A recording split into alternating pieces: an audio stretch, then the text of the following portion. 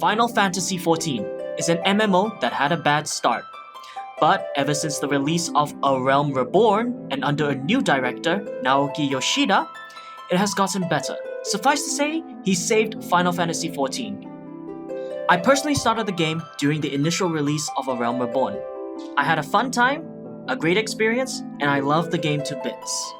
Over the years, Final Fantasy XIV has made such a huge impression on me with games under the MMO genre. Final Fantasy XIV wasn't the first MMO that I played, however it was the first MMO that allowed me to understand how to play MMOs in general. During A Realm Reborn, when people were raiding the Coil of Bahamut, a new job was added into the fray, Ninja. It nearly put most static into chaos, trying to re-gear and change some of the strats to include the new job, as it is a very powerful DPS at the time, and it still is to this day. After A Realm Reborn came Heaven's Ward, and 3 new jobs were added, one for each role. Astrologian as a healer, Dark Knight as a tank, Machinist as a ranged DPS. 3 new exciting jobs that make people play their own role in a new way in raids, trials, and dungeon. Soon after came Stormblood. During this time, I had to tend to important life matters, but it was then they released 2 new DPS but in different categories. Samurai as a melee DPS, and Red Mage as a caster DPS. Finally, we arrive at the present, Shadowbringers.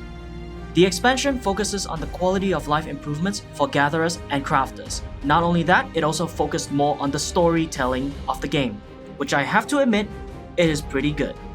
At the start of the expansion, we were introduced with 2 new jobs, Dancer as a ranged DPS, and Gunbreaker as a tank. You may be wondering why I say there's only 2 jobs that were released during Stormblood. Unfortunately, there was a 3rd job that was released, and it was a fan series favorite. Why unfortunate? It introduces a new controversial category of jobs. Limited jobs. This is where our video begins. Limited jobs are classes that are meant for solo play and are not balanced for group play. With the recent patch of 5.45, its current level cap is 70 with 104 spells that can be learned through the open world, dungeons, trials, and raid.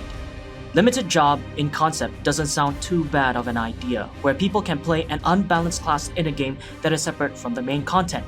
However, I feel like the implementation in Final Fantasy XIV should be improved, or limited job should be turned into a normal job, and the concept of limited job as a whole needs to be removed. Let me preface by saying this, I have no hatred, just passion, and I want to help improve the game, because I care about Final Fantasy XIV. The first issue was the design of it to be solo play experience. During its initial launch, it was capped at 50, and doing dungeons alone as a blue mage with all the skills is somewhat doable, depending on the player's knowledge of the fights and its mechanics and spells of each blue magic. Doing it alone would take up to about 20 to 45 minutes, synced, depending on how good you are playing as a blue mage alone. However, there is no incentive to do dungeons alone when it was released with the cap of 50. When the cap for 60 was introduced, they made it so that when you do it synced, it will add to the blue mage lock, where you will earn a one-time reward for clearing that dungeon as an all blue mage party, and you will learn the spells from the monsters in that dungeon, and it would be a guaranteed learn. This means that soloing the dungeon is not recommended unless you want to challenge yourself. With the recent increase of the blue mage's level cap to 70, a new spell was added called Basic Instinct. The spell made doing dungeons alone easy. However, most people prefer to do it in a party, where it is now a lot faster, where now blue mages have 2 spells that can instantly kill a group of mobs. Ultra Vibration and level 5 Death.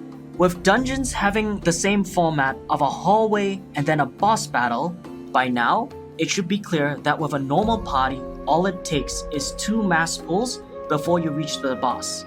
The same can be applied to an all-blue mage party, where you have 4 blue mages, meaning you have 4 Ultra Vibration and 4 level 5 Death, clearing the hallway a lot more faster than usual. This, however, doesn't apply to certain dungeons, but most importantly, it doesn't apply to savage raids and extreme trial content, where most of the fights are now mechanic heavy and doing it alone is not feasible, especially when the mechanics require 8 people to do it properly. meaning all party members must be alive during that mechanic phase, otherwise it's a wipe. Making a job specifically meant for solo content is not feasible, especially when most of the content is group-oriented, when the encounter is done synced. This is painfully obvious in raids and trials, where nowadays the fights are now mechanic-focused. To clarify, mechanic-oriented fights are found in Savage Raids, Extreme Trials, and Ultimate Raids. There is a lack of incentive to even try and do a solo dungeon run other than for a spell. Did you know if you group up with 4 other blue mages, not only will the dungeon be done quicker, but you'll be helping each other out on completing the blue mage log and getting the spell together in the dungeon. 3 reasons as to why anyone would do that over a solo experience. There is 0 incentive to solo a dungeon other than just for fun, players don't want to interact with others, or they just want it for the spell. That aside, nowadays, there's plenty of content for players to do solo content, such as Deep Dungeons, Squadrons, Eureka, and New Game Plus. These content were perfect for solo content, and the developers had a chance to implement Blue Mage into these contents. However, it did not happen, and the only solo content we got is Masked Carnival, which is a glorified puzzle combat instance. I'll go into more detail later, but for now, let's focus more on the problems of limited jobs. Adding replay value is key to almost any game, regardless of the genre, and most games have New Game Plus or collectibles, making you coming back for more and more, wanting to get that 100% completion. Final Fantasy XIV does have a New Game Plus mode. However, Blue Mages can't do that either. They can still do past content, normal and savage raids, normal, hard, and extreme trials, and finally, dungeons. Even then, the other classes that are 10 levels above, which are the normal jobs, are used much more often than not to replay these old content unsynced, just to get the loot from them. The loot are Orchestrion rolls, primal materials for furniture, weapons, or barding, trial-specific tokens, trial-specific mounts, trial-specific weapons and accessories, raid-specific mounts, armor, weapon, Orchestrion rolls, raid materials, and minions. However, this becomes an issue in raids and trials when you're doing them as a synced blue mage. Because from Heavens 1 and onwards, you need more than 3 people to solve the mechanics of the fight in extreme trials, and a full party for savage raids. Not just that, but even as an all blue mage party, you will have to do certain fights mechanics properly, just like any normal party. Because nowadays, most fights are mechanic heavy, and doing a mechanic wrong could potentially wipe the entire party, and this is in savage raids when you are synced, but that isn't the main issue. The main issue is that the developers claim it will be a unique experience to replay all the old trials and raids as an all blue mage party, which unfortunately it isn't true, and a perfect example of that is Brute Justice. Sure, you can skip the phases, but when it came to the judgment mechanic, everyone had to follow exactly how normal parties did. Except this time, the roles are randomized, as everyone's a DPS. Brute Justice mechanics was based on what role each player has. Tanks have the min and max HP judgment, healers have the final judgment 1 and 2, DPS would have final judgment 3 and decree Nisi A and B. Because it was randomized, clear communication was necessary and is key to clearing this encounter. Thankfully, once you know who has what roles after your first wipe, it stays the same, removing the randomized factor, allowing your next attempts to be a lot more easier. However, the randomization comes back in Omega Savage Raids, which some of it was not that bad, while some of it is horrible to deal with. Even with a glaring main issue of playing older content with an all blue mage party, resulting in doing all of the boss mechanics as nearly identical as a normal party, there is another smaller issue with it. Once you clear that encounter, why touch it again? Most of the time, once people obtain the achievements and the spells from these instances, they won't ever redo them, unless they are helping a friend out or a free company member, or they are a mentor themselves and are willing to teach new players about the savage raids and extreme trials, and most of them rarely help them with a synced run and prefer to do an undersized party where their item level and character level is unaffected and they will still get a clear end reward. just not the currency necessary to buy armor from vendors, and most of the time, it's old currency that can be easily gained back. This can also apply to the Mass Carnival. The Mass Carnival is a Blue Mage exclusive content. It was fun while it lasted.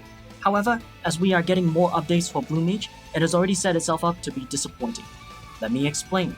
At first, players had 25 stages to play with, and with one-time rewards. Then, we have 5 additional stages, which didn't add much, but it was okay. Finally, we arrive at Shadowbringers, and they only added in 1 stage. And this is it, and let me tell you, it was boring and very disappointing. It was more of a normal fight rather than a puzzle or a challenge, like the usual thing with most content, which is learning the fight and just doing it. The problem isn't just the fact that we are getting less and less stages being added, but the fact that this is a content island that again, once it is done, why should I repeat it? Yes, there are weeklies for it. However, doing hunts, Eureka, duty roulettes, deep dungeons give far more rewards on a daily basis, while Blue Mage rewards are weekly, and they aren't worth doing over and over again, even with a specific challenge applied to it. Poetics can be easily earned back, and alliances are pretty much useless now, as people can now fly in a Realm Reborn zones. Now there is a Moogle treasure trove going on, which also now gives riding maps, making most of the hunt rewards useless, and there is no point in obtaining them, other than for armor for glamour, minions, orchestrion rolls, and furniture. Even with the Blue Mage exclusive rewards, why would you be bothered getting it, unless if it's a minion or an orchestrion rolls or an emote? However, it does not impact how I will play in the current tier content, as it leads into another problem. Every time something new is launched, whether it be a new game or a very crucial update to a multiplayer game, hype is what drives people to try out new content, and it is similar to that of a coal train engine. Feed it more, and the hype gets bigger and bigger, hence why the general term hype train is being used often. For MMOs, hype is a cycle. It comes and it goes, but it also comes with adverse effects. With how Final Fantasy XIV is doing it, their model is basically players can sub freely whenever they want, allowing them to take breaks in between patches, waiting for the next patch, which is good, but at the same time it is bad. Picture this, 2 months after the recent update, and new players begin to join, and old players are returning from breaks. However, the player base who already got their relics or their Blue Mage spells are on break. You can see how this is becoming a problem. It makes it harder for returning and newer players to catch up. If players miss the initial release of the content, eventually it is slowly losing more active players to help out returning and new players. That and more players would be discouraged to try out the newer content. Yes, there is a party finder, but during the initial release, it took nearly 10 minutes at max for a Blue Mage to have a full party finder. However, 2 months later, and it takes up to about 30 minutes minimum to about 1 hour or more to get a full Blue Mage party in Party Finder, just to do a Blue Mage log or to obtain spells from raids, dungeons, and trials. Limited Job relies on this hype engine too much, to the point where now it is nearly mandatory to participate the moment it is first out and quickly do it before the hype dies down, and after that, no one will ever touch it again, leaving the players who came in late left behind to bite the dust. Even then, Party Finder is not the best solution. A much faster and reliable solution would be to allow Blue Mage to queue with the Duty Finder, as most of the queue times are 5 to 30 minutes maximum, depending on the content you're planning to do. Many have said that Limited Jobs should have its own roulette. I disagree, as it will be too chaotic because the dungeons are designed to have 1 tank, 1 healer, 2 DPS, and if none of the Blue Mages have immediately picked up White Wind or Mighty Guard from the Totem NPC, then we have a problem. Even if a Beast Master and Puppet Master were to be added into the roster, there would still be a problem because not everyone is going to be diligent in collecting every single thing immediately sometimes. Moving on. Everyone already knew Limited Jobs are content in of itself, but that is the issue.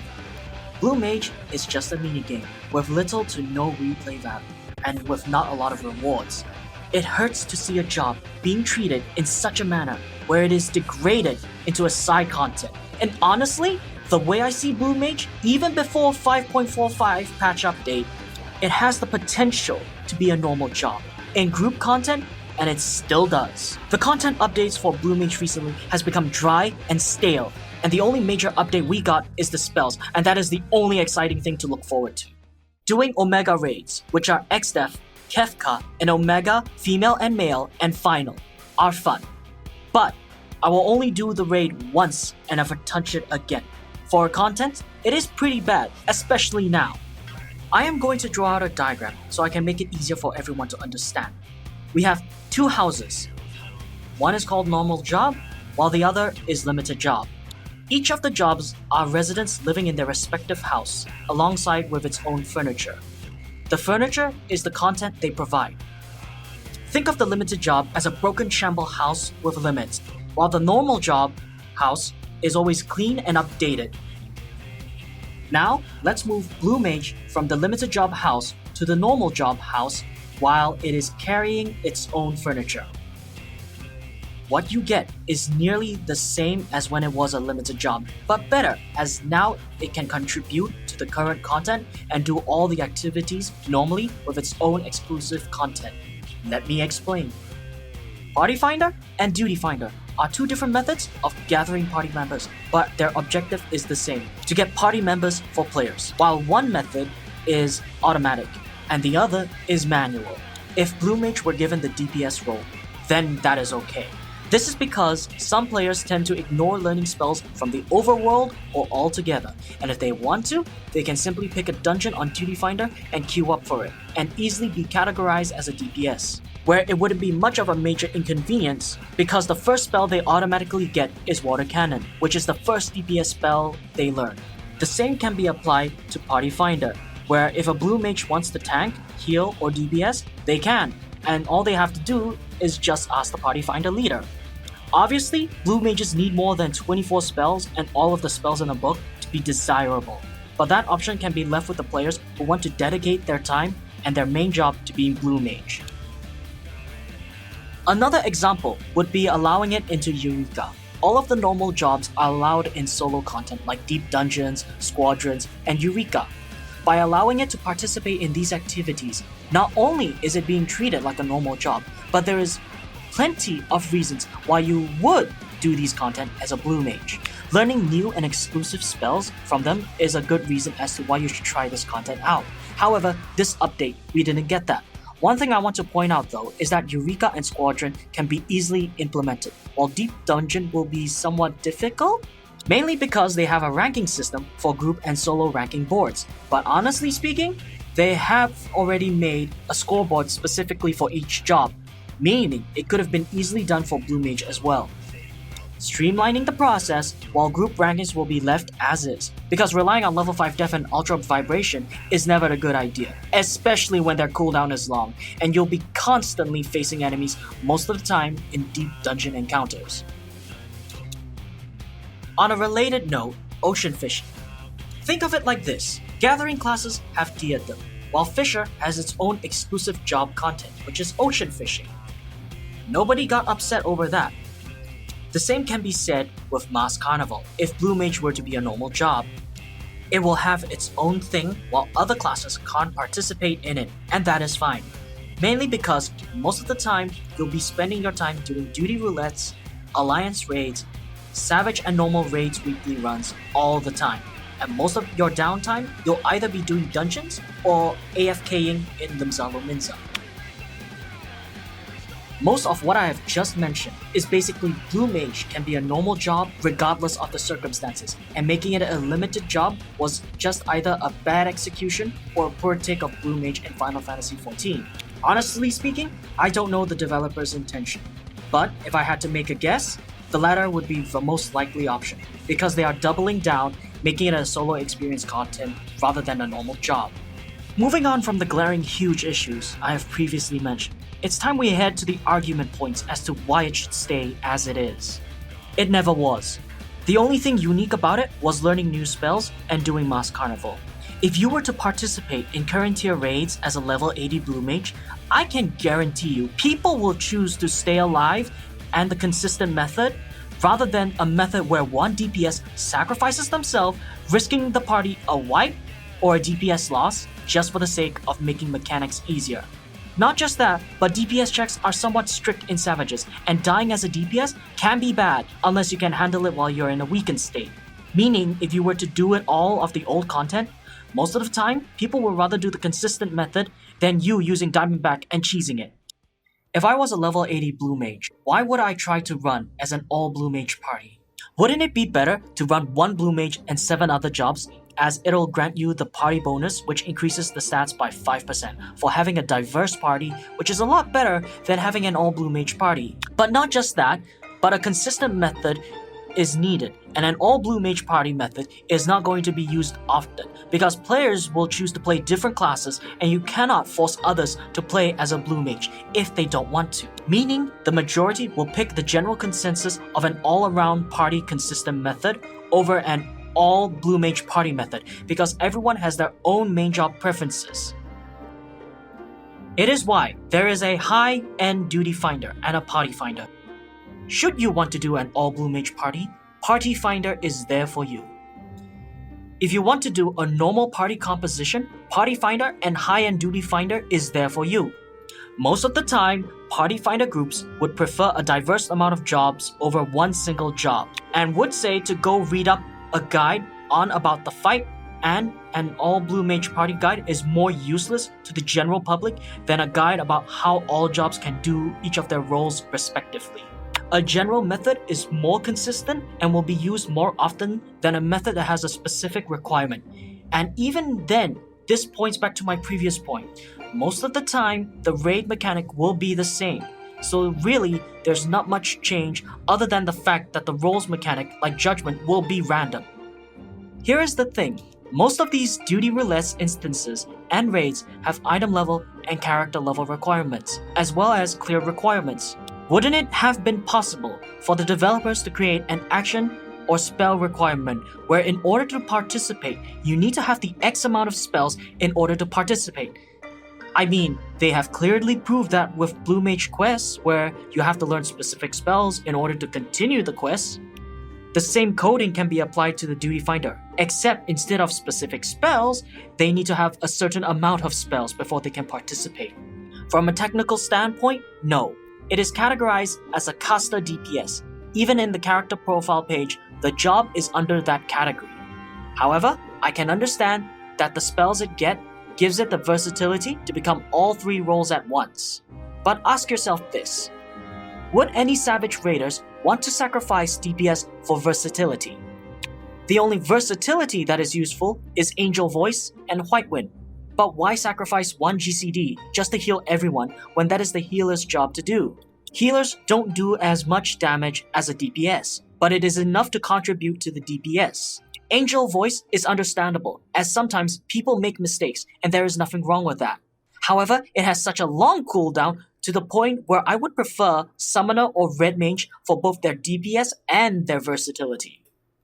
As Summoner, they can easily recover their MP, making it seem that using a resurrection is nothing. The other reason why Angel Voice has such a long cooldown was to prevent the abuse of Final Sting or Self-Destruct. Eventually, they decided you cannot use Final Sting anymore within the 10 minutes after casting it. The adjustment made for Ethereal Mimicry have advantages for certain spells under certain effects, improving the toolkit for tank and healer Blue Mage. However, MP management is not as easy as before. As for the tanking aspects of it, I highly not recommend it being a tank. Even with the new spells and Mighty Guard, as well as Ethereal Mimicry tank, it is so squishy that a tank buster can potentially kill a Blue Mage if they aren't immediately healed up or they fail to use Diamondback in time. In dungeons, sure, it can be powerful, and with its new spell, it brings a new type of tanking to the table, counter-attack tanking. Cacalonian Gate is the prime example of this. Not only it mitigates 20% of the damage, but if the damage dealt is equal to 30% of the Blue Mage's max HP, it changes into Divine Cataract, where it counters with a 500 potency AoE damage for the first enemy, while 50% to the rest. This gets bumped up to 1000 potency if the Blue Mage has Ethereal Mimicry tank applied. However, the reason why it is powerful in a dungeon is because it is casual content. It is not like Savage, and the boss's HP are not as high as a raid boss HP, because doing dungeon is meant to be like doing a chore, and you basically can screw up as many times as you want. No, it will not. This is because with their recent design philosophy of jobs, where all jobs can now be viable in all content. This means even if Blue Mage was level 80, their DPS would be equivalent to that of a Black Mage, Ninja, or Machinist, which in my opinion are the strongest DPS of their own trade. Even then, all jobs are equal to one another to the point where picking a job doesn't matter unless it is the party bonus. If that's the case, it will be standard with one extra similar DPS role. Even without the philosophy I mentioned, with its current toolkit, it will. However, people will restrict it to one Blue Mage because of the limit break penalty. As this tier savage, everyone wants limit break. As mentioned in this patch note for 2.1, when multiple characters are playing the same class or job in a party, the gauge for level 2 and level 3 limit breaks will now fill more slowly than before. It's stated well and clear in the battle section under point 9. This is mainly applied to Rank Finder, where you cannot have two of the same job queuing up together. Not just that, there is a party buff for having one of each role: tank, healer, melee, range, and caster DPS, totaling up to about 5% party damage increase. Miss a roll and you lose 1%. As I quote from the patch notes, party bonus effect have been adjusted. Players will now receive a 1% increase to strength, vitality, dexterity, mind, and intelligence for each unique role in their party, up to a maximum of 5%. I'm going to put it up on my screen for at least about 5 seconds.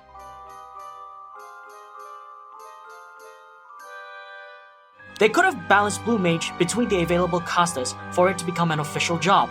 However, we could have a caster DPS that is more in line with mitigation or a debuff toolkit. In every update and expansion, no matter what MMO, there will always be a meta. However, you don't have to strictly follow that meta, which is why Final Fantasy XIV developers decided to make all jobs viable for raiding. And looking at the new spells, none of them make Blue Mage look too powerful to the point it overshadows the other classes. Also, with the recent update other than Ultra Vibration, the spells that have been added doesn't make Blue Mage overpowered. If anything, it adds more spells to its arsenal that can be used in various situations. In fairness, they now have a spell that have the potency on par with some of the Black Mage's spell, which have a 30-second cooldown timer, while Blue Mage's has a long cooldown timer, more than 30 seconds. I believe at this point, Blue Mage is a burst DPS rather than a consistent damage dealing DPS, so it's a counterpart to Black Mage, which is fine, as it will add more variety to this job pool for players to play with in the current tier raids. Honestly, ask yourself this question: why would any game developer remove content from the game that has already been implemented? I mean, why would most developers wouldn't want to remove their content from their game that is already included? Well, it meant as in the effort they have put into will be a waste of time and resources invested into something that is permanently gone from the game. From a business standpoint, that is a sunken cost, and nobody would love that. It all goes back to my point about limited job is more of a bad copycat version of the normal job system. Blue Mage can pick everything it has and bring it over to the normal job spectrum. This is because Mass Carnival, the achievement, Blue Mage logs are not dependent on the limited jobs system. It is why I use the housing analogy in the first place. Blue Mage content doesn't rely on any system. Whether it be limited or normal, it isn't codependent on a system. Therefore, moving its resources to the normal job spectrum and making it part of the normal job system, nothing gets removed. Everything will stay there, spells included. Will there be nerfs and adjustments? Yes. However, I'm willing to take that compromise if it means for Blue Mage to be a normal job. Another compromise by some is that there should be two versions of Blue Mage, limited and normal. Limited is self-explanatory, while normal is skills with glamour skills, like AG glamours. Getting skills from completing the Blue Mage job quest should not reward you new skills. That much is a given. However, there is another way to bypass this. I don't know if you guys know this, but did you know that nearly some quests, main scenario quests, or side quests, have some sort of combat within them as the requirement to progress further into the quest? Shocking, I know. Now apply it to Blue Mage, and what we get is the option for people to learn blue magic through the mobs itself within the quest. Here is a video of such a quest. When I did my quest, this mob can teach you Drill Cannon. The quest didn't reward me Drill Cannon, I learned it from the mob. Unfortunately, the video I provided doesn't show you that. When I can, I'll try to get a clip of it. Keep in mind, it is still a chance drop, so even if the mob did it, it's still not a guarantee to learn Drill Cannon. For those that are going to say, but you need to get hit by the attack. You don't. We are not following Final Fantasy V rules. Rather, we are following Final Fantasy VI Blue Mage's rule, where as long as we see it and it has been casted, we can learn it so long as we're still alive at the end of the combat. If you're knocked out, you don't learn it. To also address the Mist Dragon Cold Fog issue, you need to hit the mist in the middle of the room when the 3 dragon heads appear, and only one person needs to hit it. Because apparently, the mist form counts as a separate mob. So you don't need to get hit by it, just kill the dragon heads quickly and have one blue mage hit the mist form, and guaranteed at the end of the boss fight, you'll learn Cold Fog. Unfortunately, it is past that point now, as the dungeon meta as of right now is mass pulling from one group of mobs to the next group of mobs until the mid-boss, and the process rinse and repeats itself. This is the current dungeon meta. Why do you care if Blue Mage is in it? Hell, if anything, it will be a boon, especially since they have 2 instant group death skills.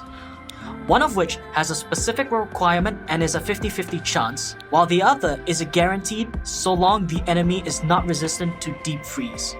To add more, group of mobs are separated into 2 parts within a hallway, and this is really obvious with Stormbloods and Shadowbringers dungeon, where you can mass pull until you hit a wall where you need to kill your currently pulled mobs in order to progress forward in the dungeon.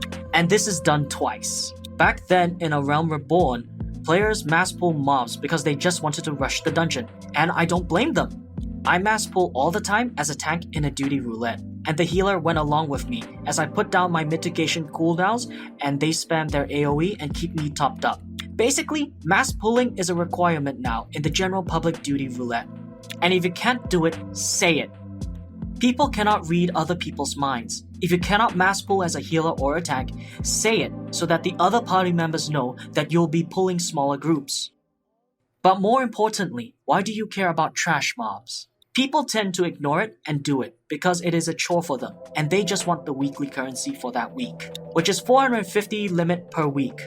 Boss-wise, of course, they're powerful. There is a reason why they are categorized as a caster DPS and not in a separate category of its own. They mainly have DPS skills, 6, 2, 2, tank, DPS, healer, respectively. That's the makeup of the majority of the skill set, and now we have skills that requires players to be in a certain role to make certain skills stronger. Let's look through each of the magic spells and see how they're not that powerful. Diamondback. It's something akin to Hallowed Ground, but it is not really categorized as such. Simply put, it is a defensive mitigation, and Hallowed Ground is a pure immunity shield, and certain attacks can pierce through it. However, Diamondback has a weakness. It gets cancelled if you get knocked back or pulled in. Honestly, most bosses do that now, and why would you Diamondback a dungeon boss, even with their tank buster? Dungeons are casual content, so really, you will not die from one tank buster. It was made easy so that healers can heal you up when they can. Even trust NPCs can heal you quickly enough after a tank buster and without mitigation. Another fun fact, you stand still when you activate this ability, and you cannot cancel it manually or move. This means when a mechanic requires you to move, you're stuck there risking a party wipe. And not just that, you'll get vulnerability stack for taking damage. Remember when I said it is not like a tank's usual last resort mitigation? Yeah, you can get a vulnerability stack when you use Diamondback as you are still taking damage, because it only mitigates 90% of it. Meaning if that 10% hits you, you gain 1 stack of vulnerability. I know this because the Mass Carnival stages 25, 30, and 31 gives you a vulnerability stack if you take damage from the boss's AoE attacks. Try and Diamondback Charabotis. You get hit and take damage and a vulnerability stack. What about Go-Go Thunder? You'll still get it. Even if you use Gob Skin on yourself without the healer mimicry, you'll still get it. The only reason why you didn't get the vulnerability stacks in raids is because other members use Gobskin or shield spells from White Mage, Scholar, or Astrologian. How do you nerf it? Reduce the mitigation from 90% to 30 or 50% at best. Keep the timer to standstill and keep the MP cost. White Wind. It is only powerful if the user can cast it before the raid-wide AoE and pre-time the heal, so that it registers the HP before the raid-wide AoE and heals exactly the max amount of HP after the raid-wide AoE. This maneuver is hard to consistently pull off. Even without this advanced technique, it is still strong, but it is because it's meant to be like Medica, but with a stronger potency. So saying that it is overpowered is moot, considering that it's doing its job, which is healing the party. There's now two other options, Stotrim and Angel Snack. Stotrim, without the healer mimicry, is a weak AoE damage. With the healer mimicry, it becomes another version of Medica, but better and at a lower cost than White Wind. The other healing option is Angel Snack. Angel Snack, without the healer's mimicry, heals for around about 400 cure potency. If it has the healer mimicry, the additional effect is that they will gain a heal over time, which is worth about 200 potency. It has a long cooldown timer, thus it has to be used sparingly. With the two new options from this patch, White Wind will become more of a last resort option, where it is like Lustrate, Benediction, or Essential Dignity, which they use after Attack Buster or in casual content, the panic button, for when a tank took too much damage. In either case, a blue mage would take both, one for MP management and the other to heal up as quickly as possible back to full HP. How do you fix it? Change the formula to heal equals HP divided by 7, both of them in brackets, times by 2. The formula I am showing is what Final Fantasy XI used for their version of White Wind, and it still uses current HP, DPS skills, AoE, and skill targets. I mean, isn't that the whole point of a strong, powerful DPS skill with long cooldowns? Not just that, but DPS are meant to have these strong AoE and single target attacks. It is their role to deal damage. There's plenty to go about it, however, I'll pick out one that is key to the argument at hand. Before we start, let's talk about a skill before we start talking about the DPS skills. The new spell, Basic Instinct, makes solo dungeon content doable and unsick raids and trials doable. However, the downside is it only works when you're alone. In all honesty, it's not really much of a downside, but it's more like you can play the solo dungeon on your own with Basic Instinct now. I remember a post on some forum where they said they have dealt 1,204,836 damage with Final Sting against Ravana. If it was Extreme Ravana, that would be equivalent to 75% of his health. However, there is an issue. Was this Ravana hard or extreme? And was this unsynced? Cause both Ravana hard and extreme are at different levels, meaning they have different stats. It can explain the huge numbers, because a level 70 versus a level 53 or a level 60 can deal a lot more damage because of their stats difference, and it is higher than the recommended duties level and item level. Final Sting and Self-Destruct. Are they overpowered? Yes, in terms of damage. Are they viable? Yes, for a final push. Should I use them midway of a raid or a fight?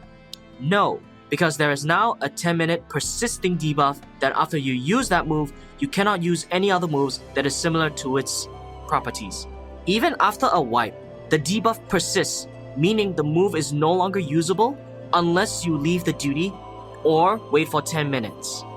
If this was Duty Finder, it basically means you'll be punished for leaving a duty midway. If it was in a static group, it doesn't matter, since it only affects you and your static members, since they have agreed to it. Plus, it wouldn't be wise to leave after getting to the checkpoint, unless you can get to it easily. The original poster makes this claim where Blue Mage is overpowered, and it shouldn't be a normal job, especially in the overworld. This is where I have to disagree, because Basic Instinct only affects when you're in a duty that requires 2 or more people, meaning that it is useless in the overworld. Also, why would anyone pick Final Sting or Self-Destruct in the overworld? If you're planning on doing overworld content, you're better off using a large AoE attack. This is mainly to do with the fact that people are now going to try and spam tag a lot of the mobs that appear from the Fate, which is the state of fates at the moment, where everyone just tag a monster so they can claim it, and then after that, they will try to do the fate as fast as possibly can before moving on to the next fate. However, there is one key thing a lot of people have forgotten about fates. Fates have their own automatic scaling adjustment system. Allow me to elaborate. Back in A Realm Reborn, people were having problems of fates being killed too quickly, and not many could reach it. So, the developers came up with a solution, and a good one at that. Fates will automatically adjust to how many people previously participated, and the next time it appears again, it would either have been buffed or nerfed depending on the number of players that have participated.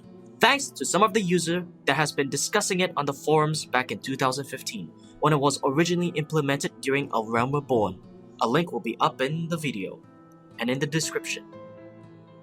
This makes it seem why Blue Mage is overpowered in the overworld fates, because the fates haven't been touched in a long while, and if a Blue Mage comes in, obviously they are going to destroy a fate with a previous participation of 5 or less people. But a fate with 15 plus participation will scale up to adjust to that, and a Blue Mage is no longer overpowered in the overworld because the mob's HP has been adjusted to fit a lot of player participation. If you're thinking about instant killing the boss fate, fat chance. You'll get a bronze medal for doing that, and really it is a waste of time at that point. Gold participation fates rewards more than a bronze or a silver participation. You can missile or missile launcher the enemies, however, that just shows you have poor player etiquette, and you're a bit rude for doing that. However, it is okay to use them when there's not a lot of people doing fates, and frankly, there's no reason to do fates unless you're doing it for a relic. Even then, why argue about fates? Barely anyone is doing them because there are better leveling sources than fates now. The Deep Dungeon, Palace of the Dead, and High on Heaven will level you from 1 to 71. Then there's Bozja, which levels you from 71 to 80. And the new relic step in 5.45 is that fates will drop an item meant for your relic. However, it is chance-based, while as the Alliance raid, however, guarantees a drop. Most people would rather do the fates just to get a chance at the drop. However, I personally myself prefer to run 15 Alliance raids just for 15 memories. And lucky for me, I've managed to done all 255 of those runs, and I've gotten all of my relic weapons. However, Crystal Tower was the start of it. I had to run 250 times on either Palace of the Dead or Delubrium Reginae for the augmented Bosjan relic weapons, and I finally got them. All of the weapons. Blue Mage's versatility is strong, that is a given. However, it is what makes Blue Mage stand out from the rest of the crowd of the jobs. They can be anything if given the spells. However, I would like to stop you there and let you imagine them running a duty finder. They are already categorized as a caster DPS, so why would versatility be a problem? Normal raids, hard trials, and dungeon content are not high-stress activities, and they are just duties where every player can chill and relax. Savage Raid, Ultimate Raids, and Extreme Trials are the ones with high stress. Though, Trials isn't that difficult, so it's the lowest stress-inducing one, while the other two are. And most of the time, it requires extensive knowledge of the fight. Not just that, but it would be unwise for a Blue Mage to go in unprepared. I believe a tutorial or a help text should be made available for Blue Mage before they queue up for a duty finder, just so that they know what spells are recommended to get before they participate in these activities. However, for these high-end content, there is a better method to recruit players. Party Finder. This is where people can talk to one another and ask questions before allowing them to join. It shouldn't be an issue if a player asks a Blue Mage if they have gotten most of their crucial spells for the high-end content, and if they don't, they simply won't allow them in, and that is fine. It is the party leader's right to deny players who don't fit into the criteria. Honestly, it's the Blue Mage's fault for not getting ready, and that is fine. It means either they can play the other jobs they have leveled, or they can try and obtain all of the other spells. However, that's for DPS Blue Mage. Imagine tanking and healing Blue Mage. For Duty Finder, that's a no-go, but for Party Finder, that's a-okay. The reason being is that people can pick and choose the jobs they want to join their party. Not just that, but people don't mind overall as long there is a clear communication between party members. I would like to go back to my point where players would queue as an all-Blue Mage party, and you can't. This is coming from an experienced perspective, but if you fucked it up on a mechanic, on Savage, especially on 4, 8, 12, for Omega or Eden, it's a guarantee wipe. All of their mechanics require 8 people to complete it. If one person is dead during the mechanic, either everyone will take massive damage, or an E8S, in Shiva's case, with Light Rampant and Ice Slit, you immediately wipe. Goes back in a circle of, why would you try and cheese it when doing it normally is better in the long run, since it is far more consistent and adaptable than a specific strategy with specific conditions. Confession time. I was at the Mother Porksy boss, and our healer died at 70% of the boss's health. And our DPSs can't resurrect them because one's a black mage, the other's a samurai. I was playing warrior. So what I did was, I healed myself as a warrior. And most of the time, I healed the other party members as well with Nascent Flesh. And I cleared the encounter with just 3 people and no healer. I have just proven they are strong, even without a healer. Even in a savage raid, I can still heal back up with just Nascent Flash. I got no problems, and I told my healers, you don't need to use Benediction. Guess what? They didn't. I healed back up immediately after the tank buster, without using Home Gang as a crutch. As I said before, it takes extensive knowledge to know your class and then to master it. You think just playing it once or twice you master the class? No, you need to spend a long time before you actually get to master it. Even I realized that after I played Samurai. I thought I mastered it, but I didn't.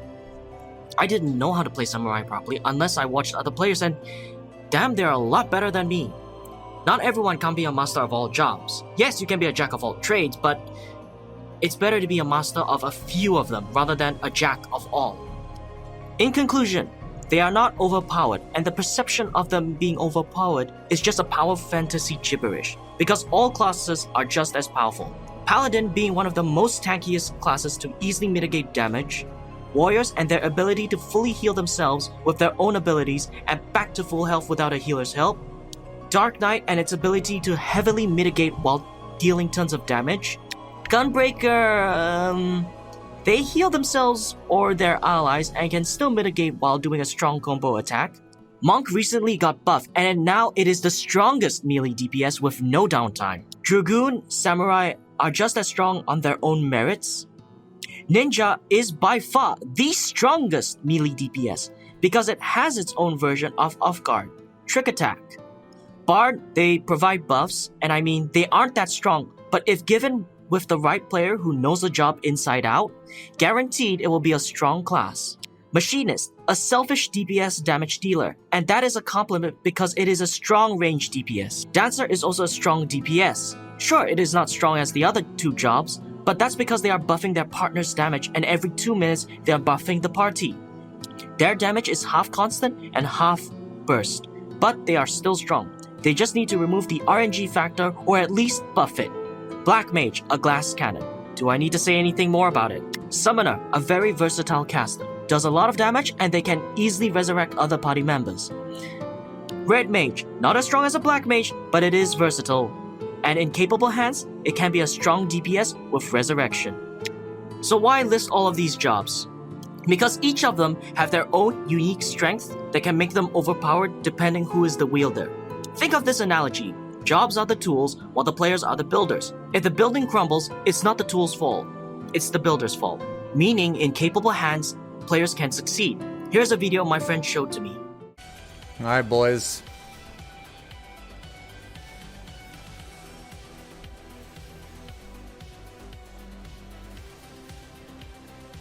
It feels naughty just not even looking at this fucking mechanic, dude.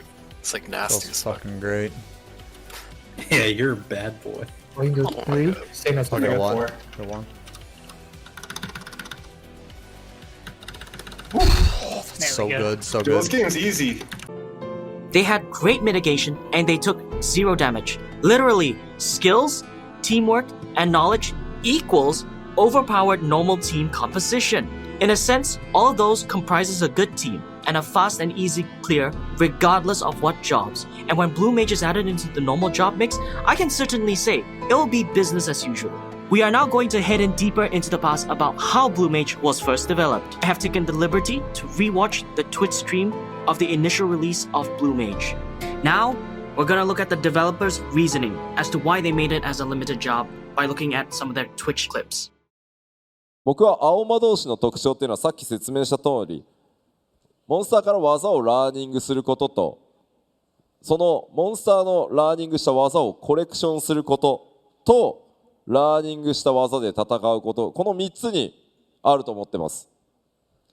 So you may be familiar with this because I have mentioned it during interviews in the past, but my thinking of what makes Blue Mage very unique is that you learn moves or actions from monsters, and then you collect those different moves, and then you utilize those moves in battle. Those are the three major sort of distinguishing points for me.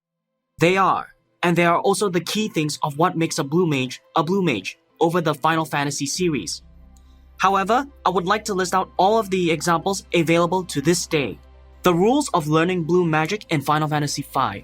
In order to learn Blue Magic, you must first have the learning ability equipped to learn Blue Magic from enemies, be a Blue Mage, have the learning ability equipped into the ability slot. Job mastery of Blue Mage for mimes and freelancers to gain the ability learning as an innate ability. Be hit by a Blue Magic spell. Be alive at the end of the battle. You can raise and still learn before the battle ends. This is Final Fantasy V Blue Mage. In all honesty, sounds pretty simple at this point in time. Moving on to the next Final Fantasy with a Blue Mage class. Final Fantasy VI. Instead of a job, it is a job for a character known as Strago Magus. When he sees a certain ability being used, he can learn it. The only downside is that he cannot learn it if he's under any of these status effects: knockout, blind, petrify, zombie, sleep, confuse, stop, freeze, or rage. Another character that can do something like this is Gao. However, he learns Blue Magic through his rage, and from there on, the players cannot control him and he will use spells randomly.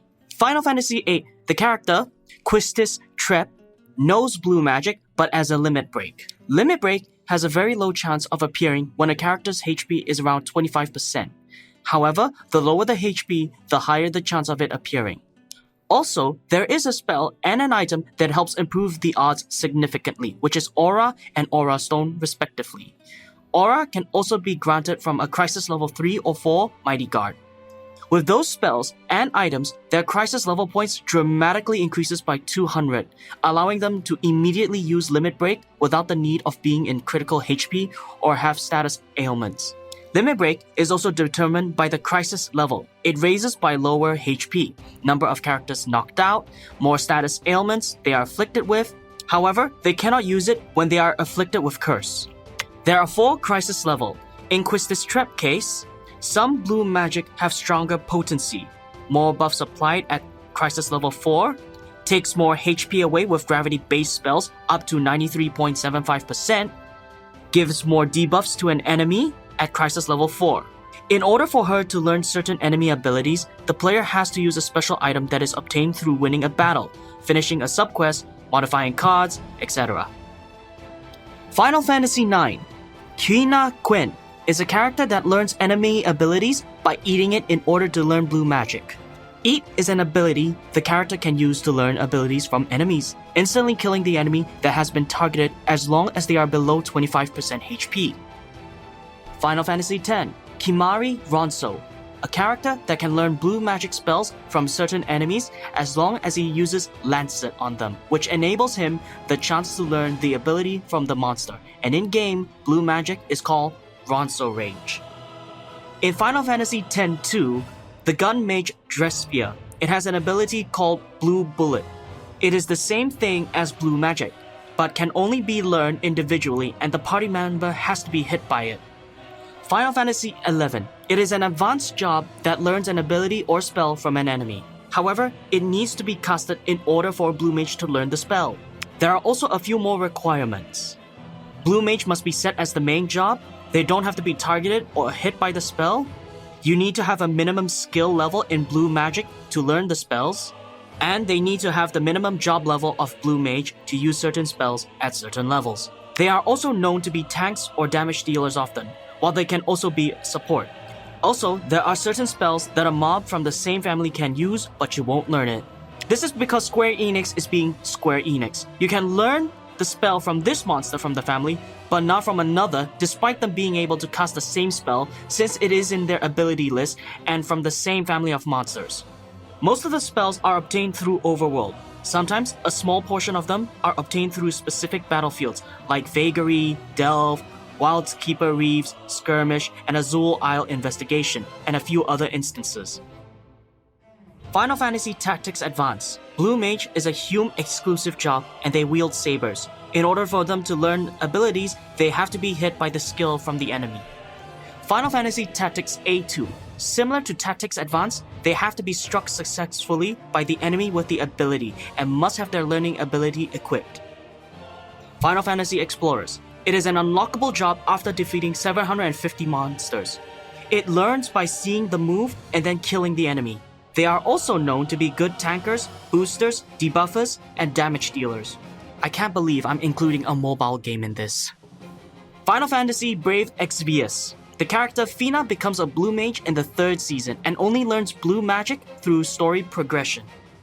The Bravery Default Series. Vampire and Catmancer. In order to learn monster abilities, the party members need to be hit by the ability. Now we come to Final Fantasy XIV's Blue Mage.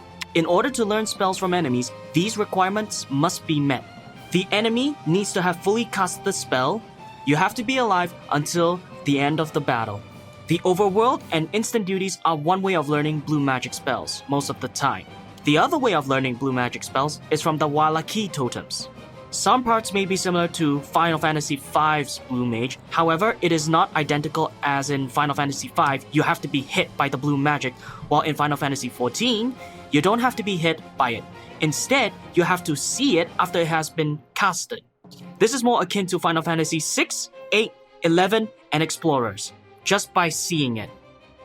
Final Fantasy XIV's Blue Mage isn't an implementation of Final Fantasy V's Blue Mage. Rather, it is an implementation of Blue Mages overall. In fact, I would go as far to say it is almost similar to how Blue Mages work in Final Fantasy XI, excluding the part where they are limited jobs. With that in mind, let us move on. And of course, with some of these monster moves or action, some of them might break the balance of the game, and that's what makes it so fun and interesting. If you look at the originally referenced Final Fantasy V and some of the moves that are learned from there, you would see what I mean. The only reason why Blue Mage breaks games in the past series is because most of it was turn-based combat, and it was single player. It is a fun class to use to break a game. However, Final Fantasy XI did it wonderfully, making it a playable class in Final Fantasy XI. Broken? Possibly, but broken to the point it breaks the game? That would be the summoner's job, and Blue Mage can do it too if it's in the right player's hand. Every job in Final Fantasy XI is broken if you know the ins and out of the job without referring to a guide. Why Final Fantasy V only? There is more than one iteration of Blue Mage, whether it be by classes or by characters. Final Fantasy XI did it, and it didn't break the game, and people are playing various jobs or asking for one Blue Mage in their party, and people loved it. It didn't break the balance of the game, and people can bring up the points it did, but if you play it now, a variety of jobs have been chosen rather than just a meta. Final Fantasy XI did have level 5 death or instant death moves, but it didn't affect bosses, and we already have an example here with the current tier raids, where we cannot instant kill bosses. I'll go into more detail about it a little later. で例えばですよ、今でもファイナルファンタジー14って MMORPG でレイドの攻略とかがあります。まあ僕がどうしようかな、横澤がブルーメイジで僕がパーティーリーダーだとして、これからよしアルファ編4層行くぞ、霊式行くぞっていう話をまあしてたとします。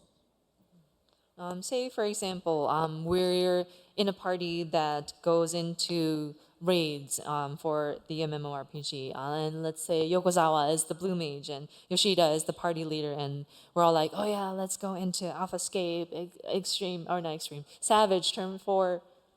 で、その時に僕は聞きます。And so I will ask Yokozawa. 横澤君、臭い息持ってるよね。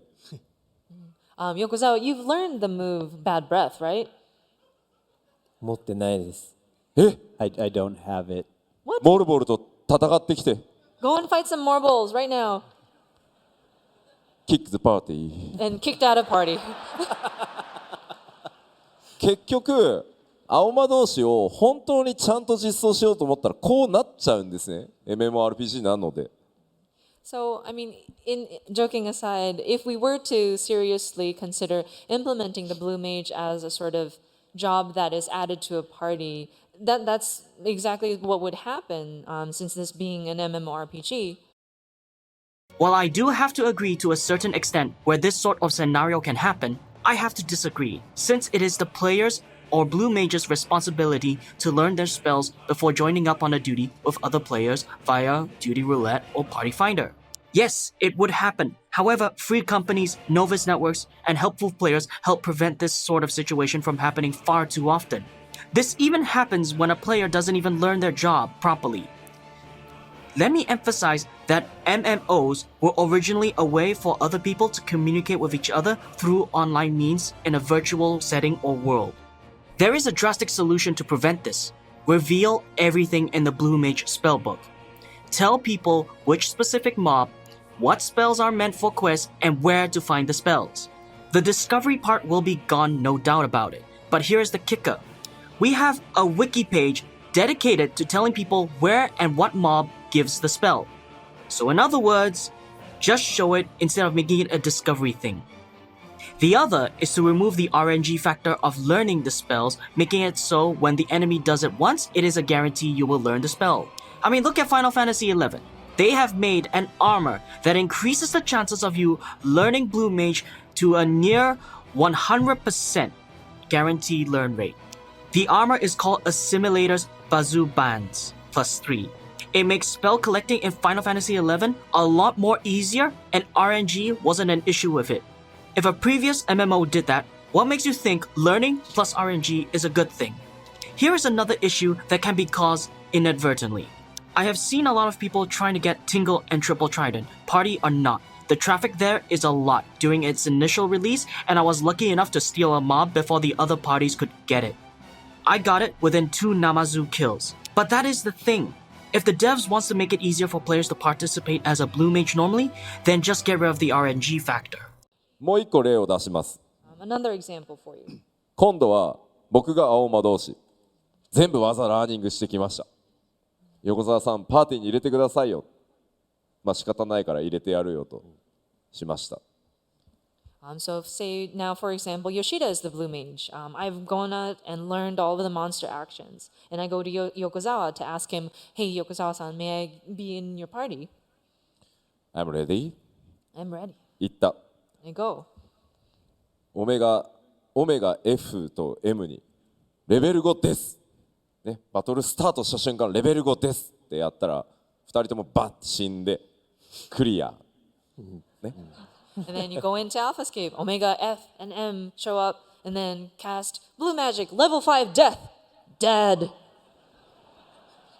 いや、あなたたちはいいけど、 I mean, you guys might be okay with this, 我 but, 々開発チームはさ、 but the dev team, us, the development team. で、そうなると、じゃあレベル5ですは全てのボスモンスターに効かないとかいうこうせっかく覚えてもらったのに使う機会のないアクションになってしまうことになります。だってレイド一発で倒せるんだと、じゃあもうレイドは青魔同士入れませんとかね、いろんな制約をつけていくことになっちゃうので、それはそれで面白くない。今度は青魔同士の面白さとして。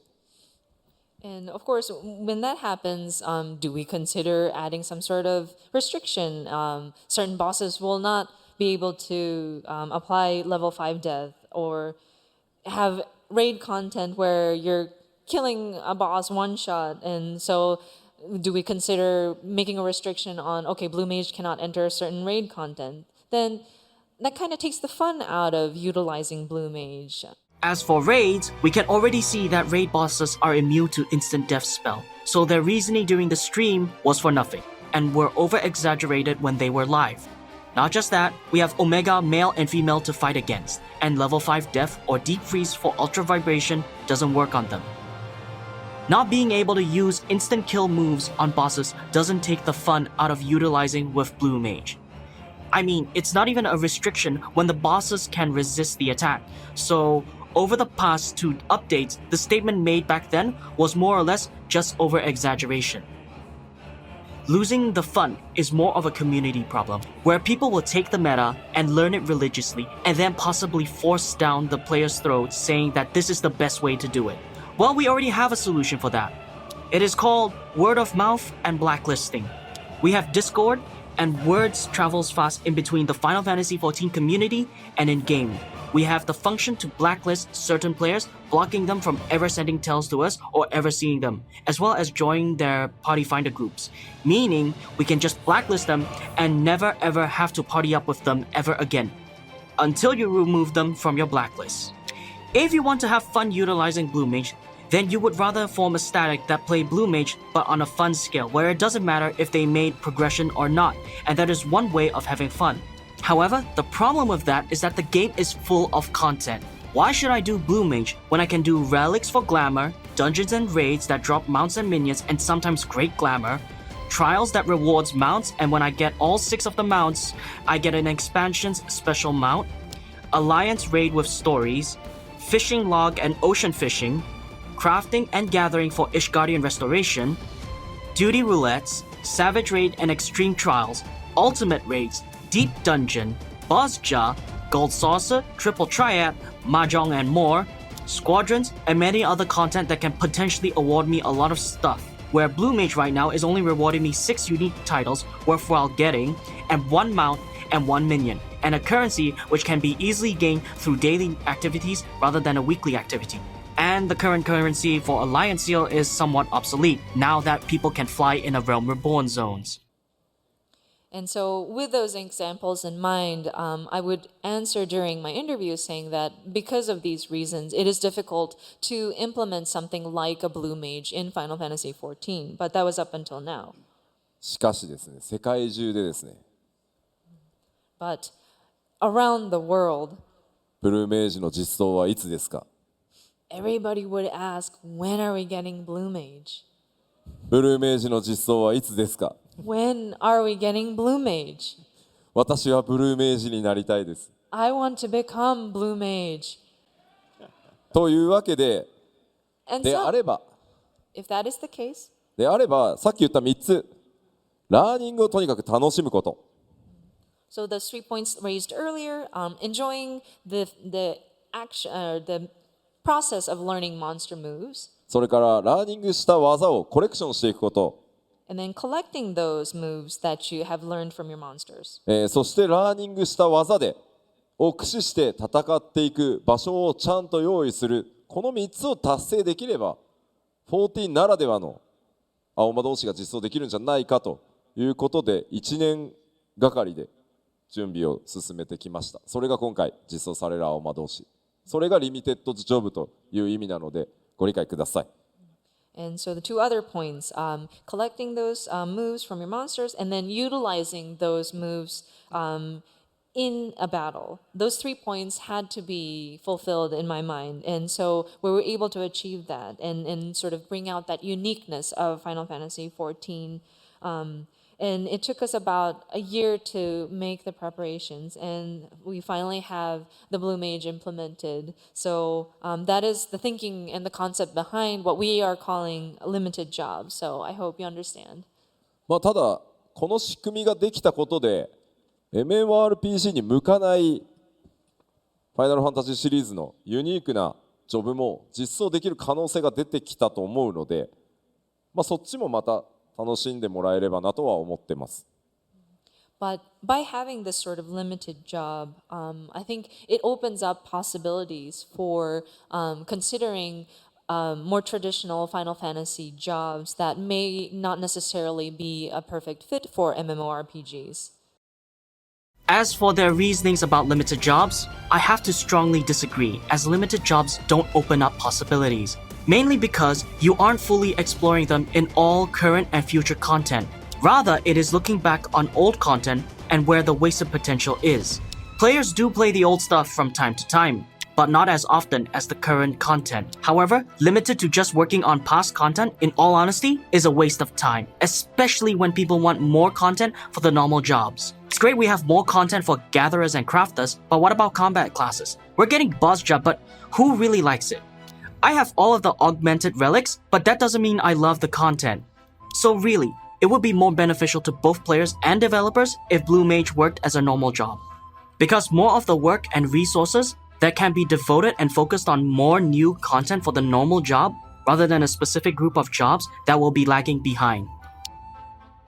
Fans asked for Blue Mage to be a normal job since it was originally planned to be a normal job back in 1.0, and a lot of fans were really excited about it. You can still achieve the 3 defining features of Blue Mage, even when it is a normal job, when you think about it. If they wanted to make it unique to Final Fantasy XIV, they should have at least made a job gauge to go with it, and from there they can slowly balance the class itself. As for the limit break, it is a caster DPS, meaning just give it a caster DPS limit break is fine for it. It doesn't need to have a healer or a tank limit break. It can be done without it because none of those 3 key points emphasizes Blue Mage being all 3 roles at once. As for it fitting into traditional roles in MMORPG, think carefully. It is a costly DPS, so it will fulfill a role in Duty Finder. Party Finder, if the manual version of it, meaning it can still fulfill its role as a tank or healer in a traditional sense. However, it cannot limit break, meaning the other tank or healer has to do it, and that isn't an issue unless it's an all Blue Mage party. Blue Mage and Beastmaster are considered traditional jobs, but Final Fantasy XI managed to fit it into its own game. Why can't Final Fantasy XIV do the same? 2 different games with 2 different engines, that I understand. However, I believe Final Fantasy XIV can make a normal job Beastmaster, as it will just be as similar to that of a summoner. However, the reason why they don't want to do it is because the summoner and scholar's pet system isn't perfect. No matter what you do, your summons attack are delayed, which isn't good, especially if their attacks are now on your global cooldown. Probably, they won't add Beastmaster or Puppet Master in just yet, until they resolve the issue with Summoner and Scholar. As for implementing the job, Beastmaster already has a system to go off of, and it's the edgy system. Isn't perfect, but at least you can bring it in normally alongside with Puppet Master. Does it have to have the same beast as Final Fantasy XI? It doesn't have to be. You can make your own, like Mandy the Mandragora or Kars the Chimera. We have tiger mobs, but it doesn't necessarily have to be the same name and stats from Final Fantasy XI. Make your own beast for Final Fantasy XIV. Come up with something unique. The 3 key things of a Blue Mage wants to see is learn moves or actions from monsters, collect those different moves, and utilizing those moves in battle. Is it doable without limited jobs? It is. Simply put, not every spell will be used in every situation, especially when we only have the limit of 24 slots, meaning we cannot use all of the spells in one encounter. Plus, over time, certain spells will be ignored in favor of better spells. Every spell fits different situation. If a spell isn't picked often, that is fine. We have over 104 spells now, so pick whatever you feel is needed for the situation. Times have changed, and this time, in patch 5.45, I believe they have somewhat changed their perspective overall, but at a level where they are not abandoning it outright, but barely keeping it alive. I'll repeat what I have said in both the English and Japanese Final Fantasy XIV forums. Give up unlimited jobs. It has never worked, both in theory and in practice. However, the devs still doubled down on it to be a solo content, which will never work outside of a dungeon solo play. Because extreme trials and savage raids are heavy mechanic fights, that is impossible to do it alone. Even when they added basic instinct, all it did was make solo dungeons doable, but not overpowered. Most of the new spells don't even make them that broken even in group play. DPS wise, maybe. However, I doubt that is the case, mainly because fights are now separated into phases, and when you hit a certain percentage, bosses disappear from the encounter or become untargetable. I'll also bring it back again that you cannot even cheese the savage fight. They are mechanic specific fights that if you mess up once, it's an immediate wipe. So they're clearly viable for group play, and there are achievements for it to do savages as a group. At this point, it is better off to abandon limited job as a whole and make it into a normal job. Getting only 1 mask Carnival per update, it's just not enough to say, I will do Blue Mage again. Back to the previous point I said, it is far more beneficial if there is only one category of jobs as to ease the workload of the developers and dedicate more resources to something that can make players enjoy the current tier of content. Many people I know share the same sentiment as I have. They want Blue Mage to be a normal job, but at this point of time, they're holding on to that hope or just giving up and playing a different game. Honestly, I would have abandoned Final Fantasy XIV long ago. but I don't want to. And it's not because I have a large house to upkeep. It is because I love the game to bits. And it was the MMO that taught me how to play MMOs in general, and I rather criticize it and help it rather than outright abandoning the game. It is because I love the game to bits, and it was the MMO that taught me how to play MMOs in general.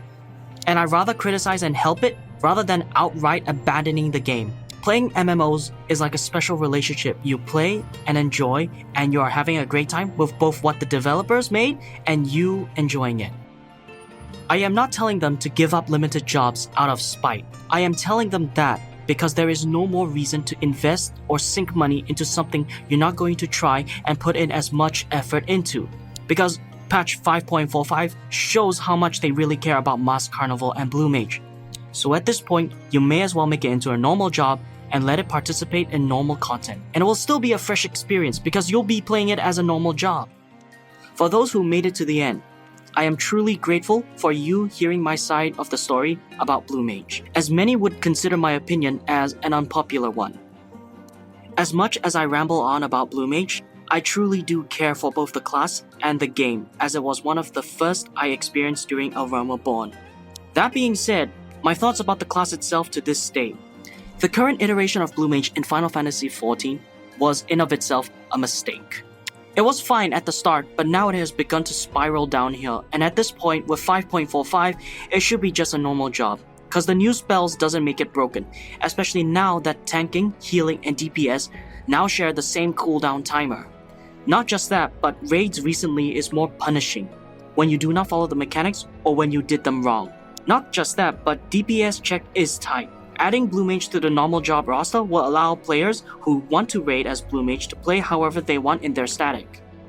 Duty Finder, I believe the casual content isn't really that punishing, and Blue Mage being part of the duty roulette is fine, because there is nothing serious about casual raids, trials, or dungeon.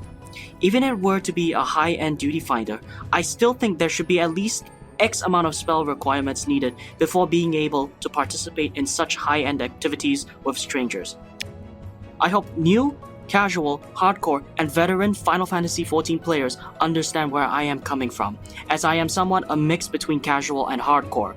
I enjoy the game, and I really do, but with the current patch, it is just looking grim for me, and I hope 5.5 brings in something exciting with Nier Automata Alliance raid.